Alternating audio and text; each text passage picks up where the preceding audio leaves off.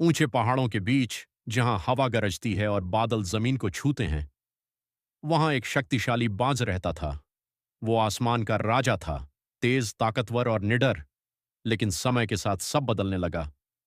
उसके पंख भारी हो गए, उसके पंजे कमजोर पड़ने लगे, और उसकी तेज चोंच, जो उसकी सबसे बड़ी ताकत थी, अब मुड़ने लगी थी।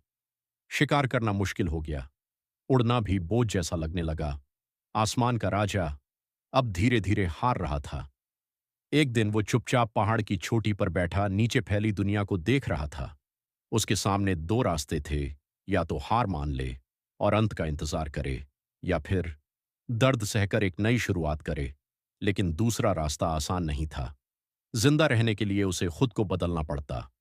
वो उड़कर सबसे ऊंची चोटी पर गया, जहां कोई नहीं था, और वहीं उसने अपनी सबसे कठिन यात्रा शुरू की। सबसे पहले उसने अपनी ही चोंच को चट्टान पर मारना शुरू किया, बार बार, जब तक वो टूट नहीं गई।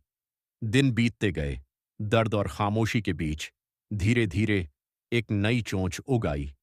फिर उसने उसी नई चोंच से अपने पुराने पंजों को निकाल दिया, और फिर अपने भारी पंखों को एक एक करके नोच डाला। महीनों तक वो दर्द, अकेलेपन और संघर्ष से गुजरता रहा, लेकिन उसने हार नहीं मानी, क्योंकि उसे विश्वास था, ये दर्द किसी बड़े बदलाव का हिस्सा है।